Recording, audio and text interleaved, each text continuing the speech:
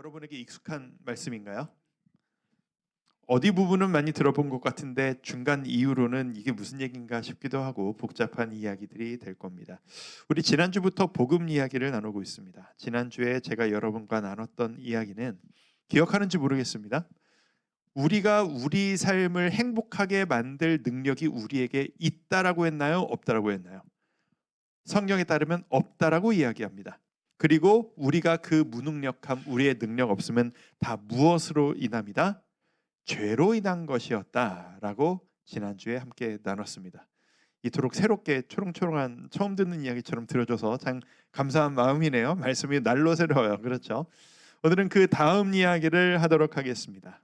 이제 지난주에 이 복음이란 것이 정석적인 어떤 원칙이 아니라 개인으로 와닿는 나의 이야기를 해야 이게 능력이 있더라라는 의미로 제가 딱 여러분 나이였어요. 복음이라는 것의 본질이 무엇인가, 복음이 내 삶과 무슨 연관이 있는가를 처절하게 씨름했던 게 딱 여러분 같은 청년 시절이었습니다. 그래서 그 씨름을 했던 두 번째, 방금 나눴던 지난주 이야기에 이어지는 이야기를 오늘 여러분들과 함께 나눠보려고 합니다. 복음이라고 하는 것이 첫 번째 슬라이드 보여주세요. 자, 복음이 우리에게 가장 소중한 이야기인 건 분명합니다. 그런데 이 복음처럼 우리에게 홀대받는 것도 없다라는 생각을 합니다.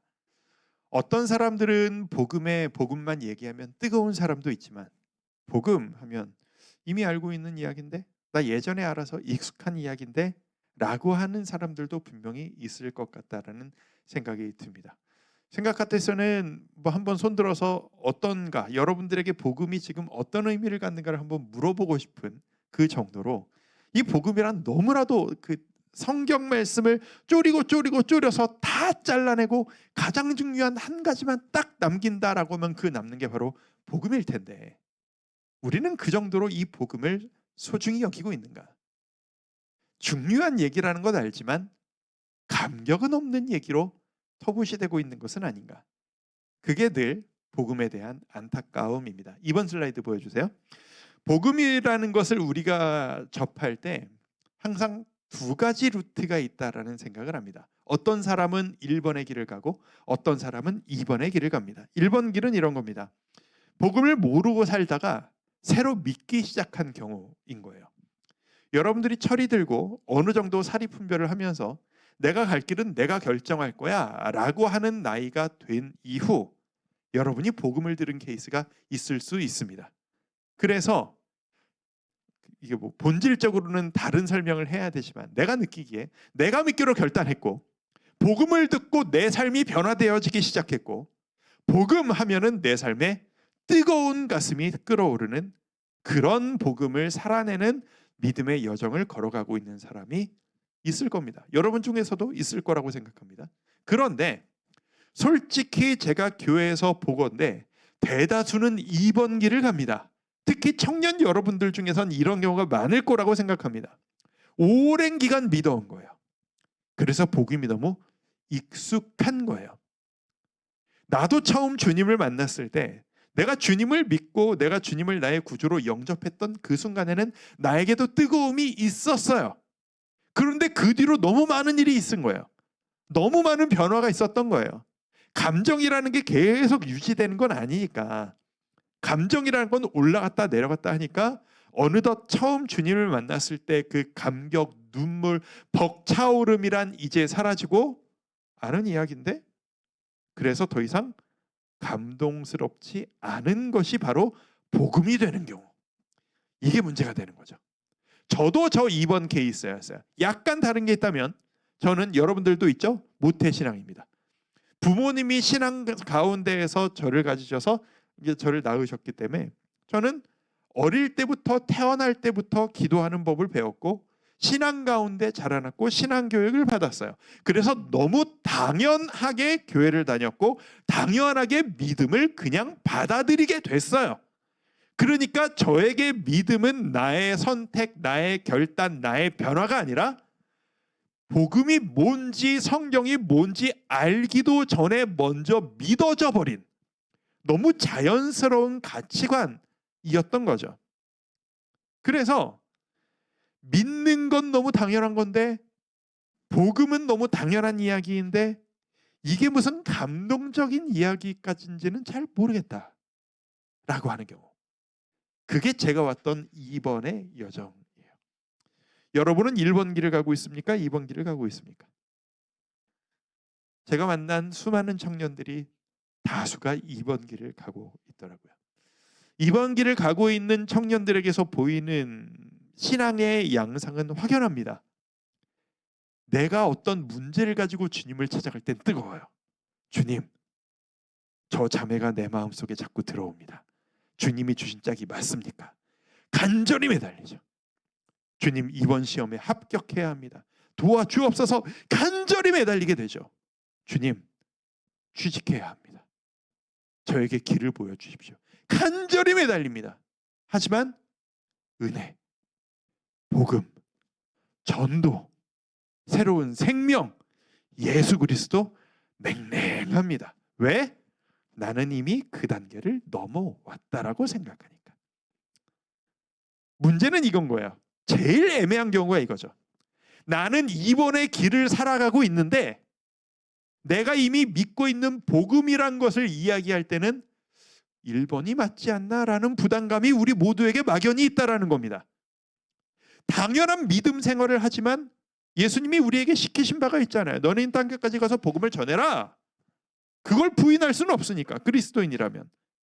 그런데 나에게는 복음이 뜨겁지 않아도 누구에겐가 복음을 얘기할 때는 벅차오르는 감격으로 복음을 전해야 하는 것 아닌가? 라고 하는 그 부담감. 이게 바로 우리의 부담감일 때가 많다라는 거죠. 그래서 솔직히 우리끼리 솔직히 그럴 때 있잖아요. 복음 하면은 왠지 그냥 덮어놓고 싶은 거예요. 덮어놓고 뒤로 쭉 밀고 싶은 거예요. 믿어요. 믿는데 복음 하면 뜨거운 가슴이 올라와야 하는데 제가 좀 부족합니다. 우리 모두 죄인이니까요. 4번 페이지. 그 막연한 죄책감을 가지고 우리는 이렇게 얘기하는 거죠. 바울은, 저기 써 있는 말씀이 바울이 했던 얘기인데, 내가 복음을 전하는 내 생명까지도 귀한 것으로 여기지 않고 복음을 위해 달려가겠습니다 라고 하는 이 바울 앞에서 우리는 한없이 작아지는 거죠. 바울이니까. 근데 저는 부족해서요. 이게 저의 질문이었습니다. 오랜 질문이었어요. 5번 페이지. 솔직히 제 지금 이야기를 들으면서 제 이야기인데요 라고 하는 지체들 꽤 있을 거라고 저는 생각합니다. 제가 만난 수많은 청년들도 이 길을 가고 있습니다. 제가 청년 때도 그 길을 가고 있었습니다. 그래서 제가 청년 시절 늘 하나님께 여쭤보고 하나님께 부르짖으며 매달리고 따졌던 기억이 납니다. 주님, 저기 보면 믿은 지 얼마 안 된 쟤는 복음하면 불타오르는데요.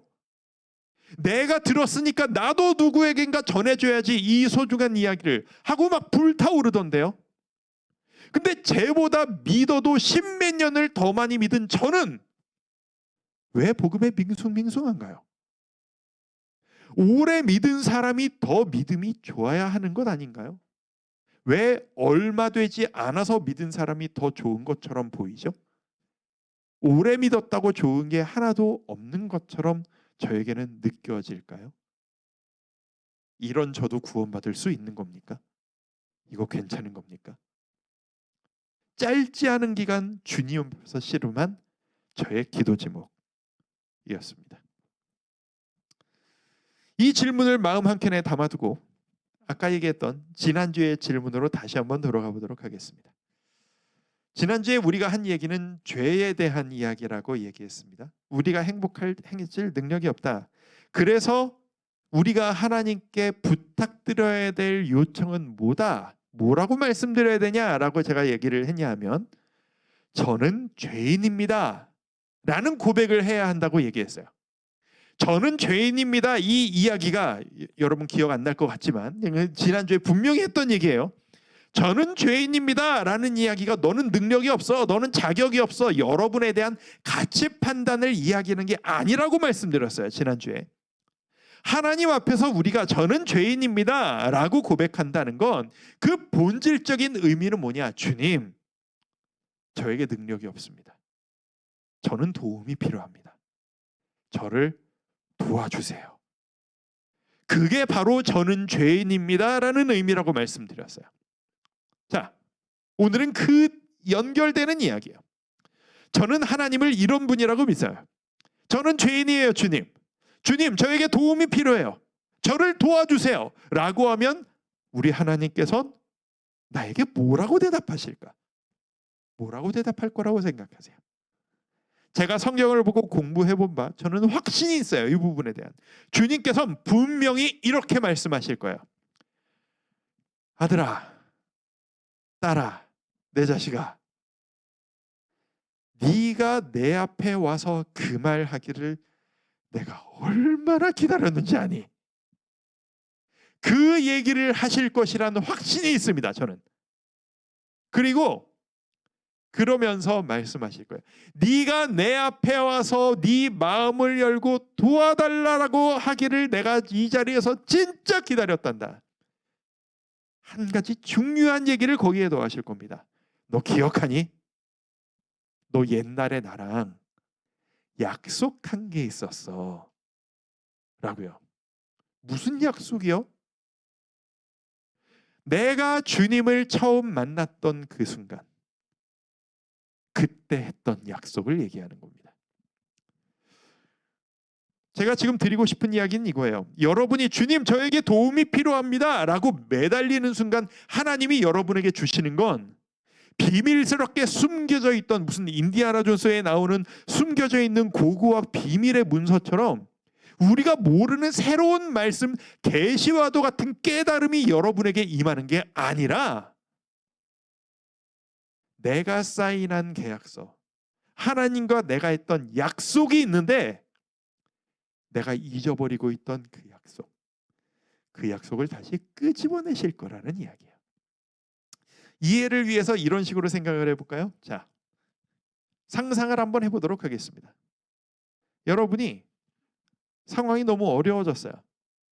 그래서 금전적인 어려움 가운데 있어요. 우리 집안에 좀 급한 큰 돈이 필요해요. 이걸 어떻게 하지?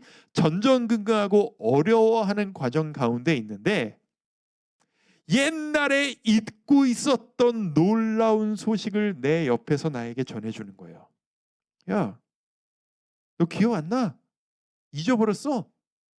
옛날에 큰아버지가 너한테 이거 필요할 때 쓰라고 통장하고 도장 맡겨줬던 거 너 기억 안 나? 이게 무슨 소리야? 나한테 그런 게 있었어? 그런 소리를 들었을 때 여러분은 어떨 것 같나요? 잘 안 와닿는 모양이군요. 조금 더 크게 얘기해 볼까요?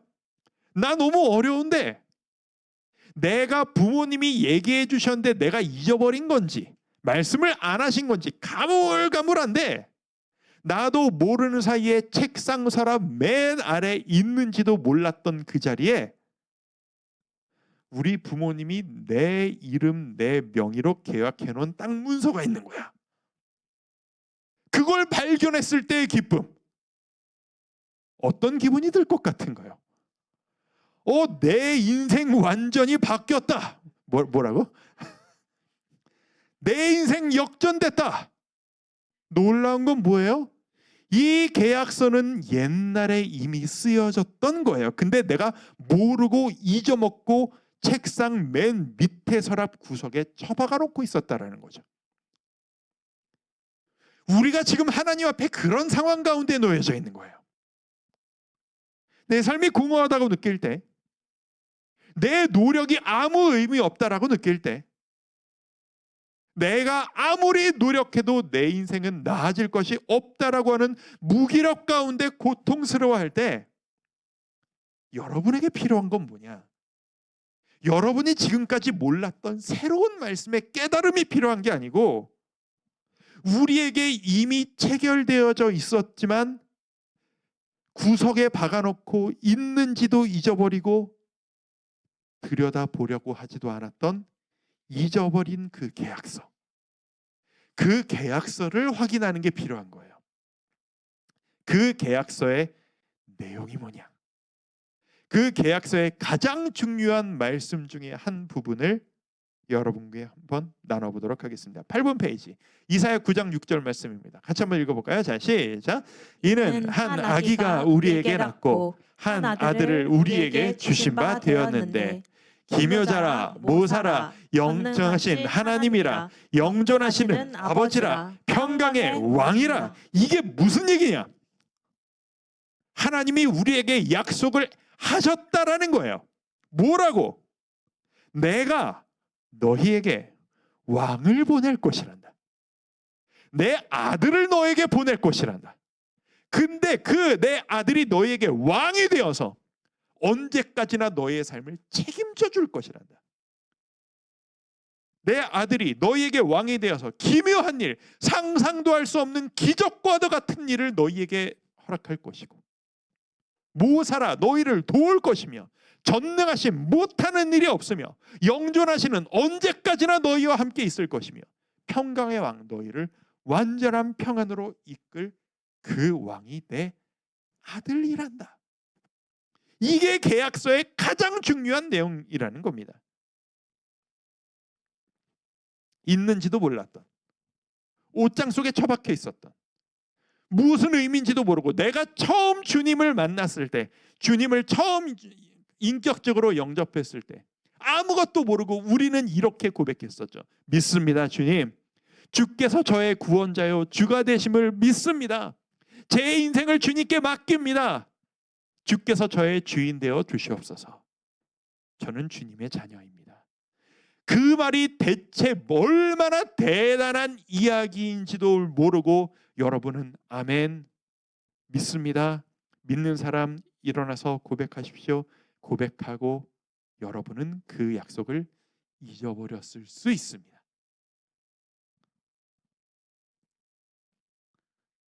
이런 약속의 말씀을 볼 때 여러분의 감정은 어떨까요? 여러분의 마음이 어떤 건지를 압니다. 제가 그 과정을 겪어왔으니까. 이 세상을 창조하신 하나님의 아들이 나 한 사람을 위해 이 땅에 오셔서 내 삶을 책임져 주신다는 이 이야기는 여러분이 상상하는 것보다 너무나도 어마어마한 이야기입니다. 그래서 지금 여러분 표정들이 이런 겁니다. 실감이 안 나는 거예요. 맹숭맹숭한 거예요. 별로 감격적이지 않은 거예요. 왜 그런지 알아요? 제가 여러분한테 100만 원, 500만 원, 1000만 원 하면 우와 이러겠죠. 근데 여러분에게 20조, 50조, 그게 뭐예요? 안 와닿습니다. 너무 크니까. 그런 겁니다. 여러분이 이 약속 앞에 감격과 감동이 없는 이유는 이게 하찮아서가 아니라, 능력이 없어서가 아니라, 여러분이 그걸 피부에 느끼지 못할 정도로 엄청난 이야기이기 때문입니다. 그래서 여러분이 실감이 안 나는 거예요. 자, 중요한 질문 하나 할게요. 우리 청년 여러분, 대답 한번 해보세요. 약속이 있어요. 계약서가 있어요. 그런데 10번, 내 마음에 이 계약서를 아무리 봐도 감동이 오지 않으면 이 계약서의 약속은 무효인 건가요? 여러분에게 땅 문서가 있어. 숨겨놨던 땅 문서가 발견됐어. 그런데 이게 내 거라고 믿어지지를 않아. 실감이 안 나. 실감이 안 나고 감동도 없으면 여기에 써 있는 내 이름은 무효인 건가요? 그런 일은 없습니다. 그런 일은 없는 거예요. AI가 만들어줬어요. 이게 중요하다고 생각했나 봐. 그런 일은 없는 거예요. 여러분, 약속은, 계약은 여러분의 감정과 상관없는 문제예요. 하나님이 여러분에게 이걸 약속하셨다라는 의미는 여러분이 감동받으면 잘 이루어 주시고, 여러분이 고마워하지도 않고 느끼지도 못하면 무효. 이런 게 아니라 하나님께서는 이렇게 얘기할게요. 여러분이 지금 이 말씀을 들으면서도 마음에 감동이 없다고 해서 복음이 여러분과 상관없는 이야기가 되는 게 아닌 거예요.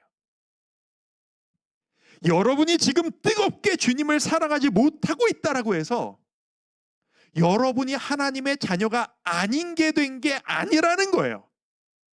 이건 여러분의 마음의 문제가 아니라 약속의 문제거든요.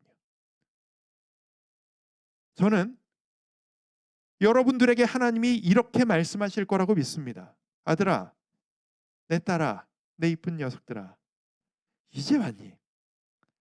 내가 널 기다리고 있었단다.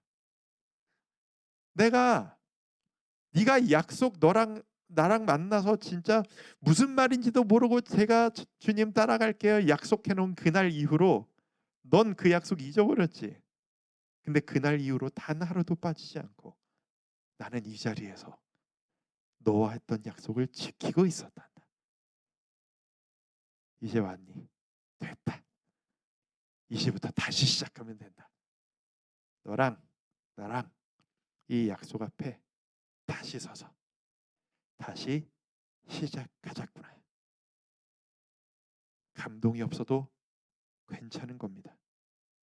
다시 시작하면 되는 겁니다. 젊은 시절에 여러분 나이 때 제가 주님을 믿습니다. 남아있는 제 삶을 주님을 위해 일하는 사역자로 나아가기를 결단하고 헌신합니다. 라고 고백했던 치기 어린 청년이었던 저는 지금까지 나눴던 이 씨름을 주님과 함께하며 다시 복음 앞에 서기 시작했습니다. 한때 저는 누구보다도 냉철하고 지적을 하기 좋아하는 사람이었고 때로는 날카로운 사람이었습니다. 그리고 하나님께 삿대질을 하는 사람이었습니다. 하지만 방금 지금까지 말씀드린 이 사실을 깨닫고 나서 하나도 감동이 없었지만 의지적으로 고백하기 시작했습니다. 주님, 저는 주님의 아들입니다. 아무리 고백해도 마음에 와닿는 게 없었습니다. 그래도 매달렸습니다. 주님, 저에게는 주님의 은혜가 필요합니다. 계약서에 덜컥 사인은 해버렸는데 이제 사인 무서운 거 모르는 거죠. 인감도장 무서운 거 모르는 거예요. 덜컥 사인 계약서를 써놓고 보니까 계약서에 무슨 내용이 있었는지도 모르고 무서운 줄 모르고 사인을 해버린 거야. 그래서 그제서야 내가 사인하고 하나님과 약속했던 그 계약서의 내용이 뭔지를 제대로 알아야 되겠다라는 생각에 성경을 펴기 시작했습니다. 성경을 매일 읽어나가기 시작했습니다. 성경을 공부하기 시작했어요. 마음에 하나도 와닿지 않았지만 하나님께 약속하고 치열하게 큐티를 하지 않으면 잠을 자지 않겠다라는 결단을 가지고 큐티를 시작했어요. 한 달, 두 달, 세 달, 1년, 2년, 3년. 마음에 와닿는 게 없었지만 갈망하는 마음으로 매달리며 말씀과 씨름하고 매달렸어요. 그때 그러던 어느 날 저에게 눈물이 회복되어지는 거예요. 그 감격이 회복되어지는 거예요. 모태신앙으로서 처음 믿은 사람을 늘 부러워했던 복음, 십자가, 보혈, 나를 구원하신 주님의 은혜, 그 앞에 눈물 흘리고 있는 그 모습이 저에게 회복되는 모습을 스스로 발견하게 된 거예요. 그때 깨달았죠. 처음 믿은 사람만 복음에 불타오르는 것이 아니로구나 라는 걸. 갈망하고 매달리고 약속 앞에 선 자에게 하나님은 그 눈물과 감격을 회복시켜 주신 거라는 걸. 그러니 우리 청년 여러분, 제가 경험자로서 여러분께 권면드려요. 여러분 나이 때 씨름을 했었기 때문이에요. 이 약속, 하나님의 약속. 내가 내 아들을 너에게 왕으로 보낼 것이다.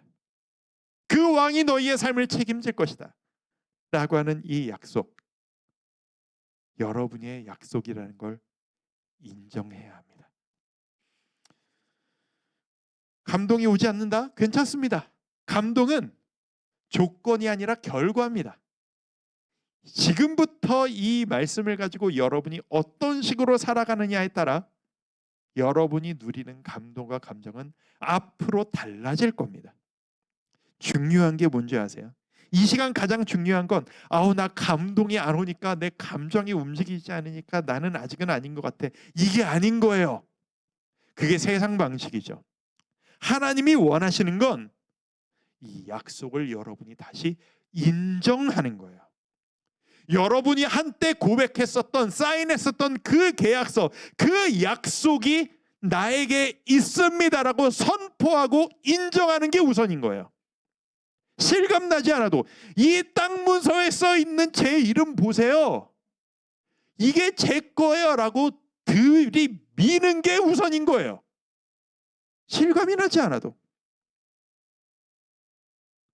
하나님께서 나를 구원하시려 아기 예수를 이 땅에 보내셨습니다. 내 입으로 이것을 고백하는 것이 지금 여러분에게 가장 중요한 고백인 겁니다. 마지막 관문이 하나 있어요. 저기 목사님 좋은 얘기라는 거 알겠습니다.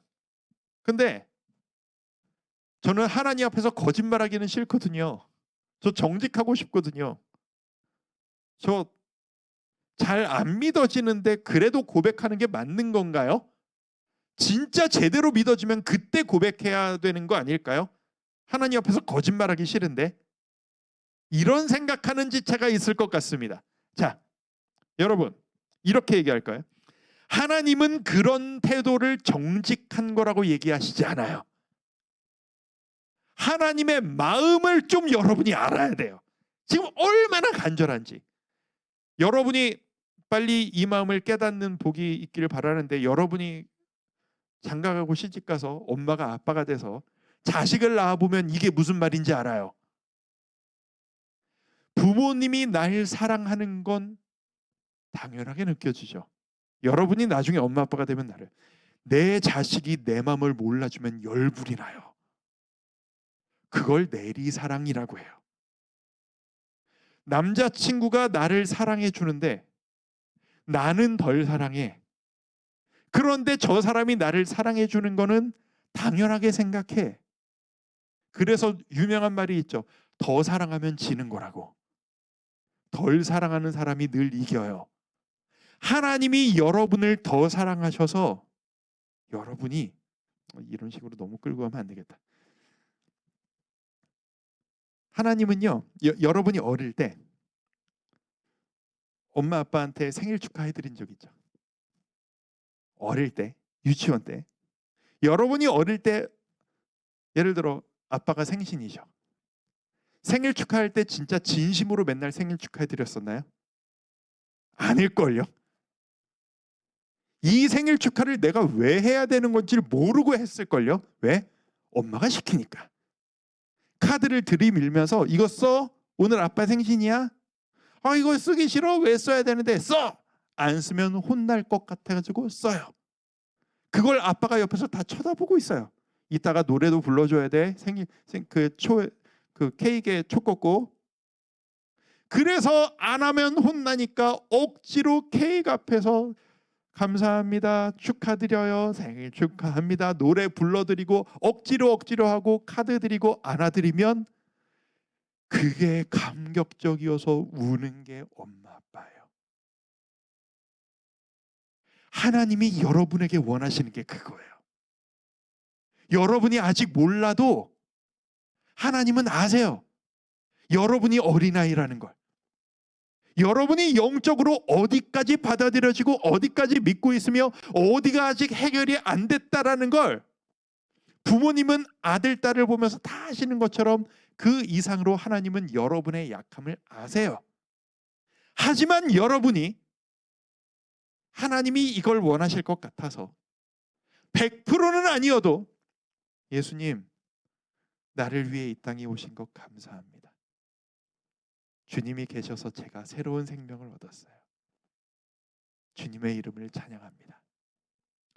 고백하고 인정할 때 그 고백이 20%건 50%건 80%건 여러분을 여러분보다 더 사랑하시는 하나님은 여러분의 그 고백에 감격하며 기뻐하실 겁니다. 성탄 주간이잖아요. 그렇죠? 생일 파티 주간입니다. 생일 파티는 주인공이 있습니다. 생일 파티는 내 기분에 따라 하는 게 아니라 생일자 주인공에 맞춰서 하는 겁니다. 이 생일 파티 주간의 주인공은 내 감정이 아니라 예수님이십니다. 우리 예수님이 원하시는 그 반응을 보여드립시다. 주님, 저 아시죠? 아직 잘 모르겠어요. 하지만 한번 해드리고 싶어요. 감사합니다, 주님. 제가 주님의 자녀 되기를 원합니다. 이 고백이 여러분의 마음에, 여러분의 입술에 가득하기를 축복합니다. 우리 같이 한번 눈을 감고 묵상해 보도록 하겠습니다. 오늘은 Q&A가 없습니다. 오늘 묵상과 기도로 마무리할 겁니다. 눈을 감고 오늘 여러분에게 전해드린 저의 씨름의 복음의 씨름의 과정들, 이 과정을 여러분의 것으로 가져가서 한번 생각해 보았으면 좋겠습니다. 여러분은 주님 앞에서 복음을 어떻게 누리고 있습니까? 와닿는 이야기입니까? 와닿지 않는 이야기입니까? 그렇다면 지금 여러분이 해야 되는 것은 무엇일까요? 바로 그런 마음을 가진 여러분에게 예수님이 듣고 싶은 얘기는 무엇이실까요? 괜찮습니다. 100%가 아니어도 그걸 더 기뻐하실 수도 있습니다. 우리 주님 앞에 여러분의 마음으로 고백하며 우리 마음으로 기도하는 시간, 우리 잠시 한번 가져보도록 하겠습니다.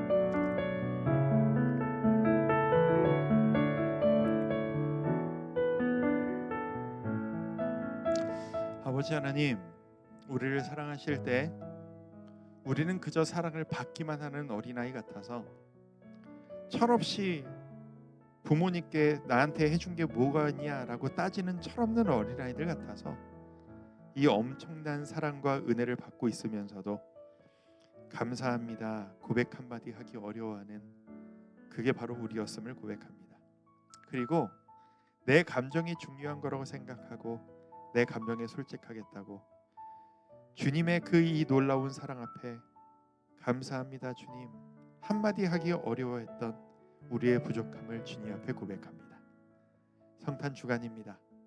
주님께서 원하시는 그 모습을, 그 성의를, 그 고백을 주님 앞에 올려드리는 우리 청년들 되기를 간절히 소망합니다. 주님 아시죠?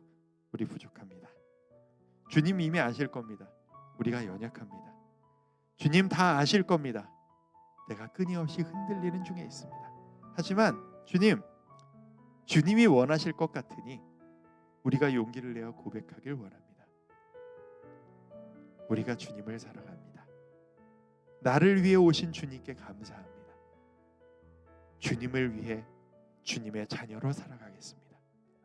우리의 마음을 붙잡아 주시고 그 큰 은혜 가운데 거하게 하여 주시옵소서. 우리 청년 여러분, 저를 따라서 고백합니다. 하나님 아버지, 저를 따라서 고백합니다. 하나님 아버지, 나를 사랑하셔서 나를 위하여 아들을 보내주시니 감사합니다. 부족하지만 그 사랑에 반응하기를 원합니다. 흔들리는 마음을 잡아주시고 예수님 앞에서 나의 마음이 굳건히 서게 하여 주옵소서. 나를 위해 이 땅에 오신 예수님의 사랑에 감사와 영광을 올려드립니다. 예수님의 이름으로 기도드립니다. 아멘. 우리 주님이 가르쳐 주신 기도로 함께 마치도록 하겠습니다. 하늘에 계신 우리 아버지여, 이름이 거룩히 여김을 받으시오며 나라의 임하옵시며 뜻이 하늘에서 이룬 것 같이 땅에서도 이루어지이다. 우리에게 일용할 양식을 주옵시고 우리가 우리에게 죄 지은 자를 사하여 준 것 같이 우리의 죄를 사하여 주옵시고 우리를 시험에 들게 하지 마옵시고 다만 악에서 구하옵소서. 대개 나라와 권세와 영광이 아버지께 영원히 있사옵나이다. 아멘.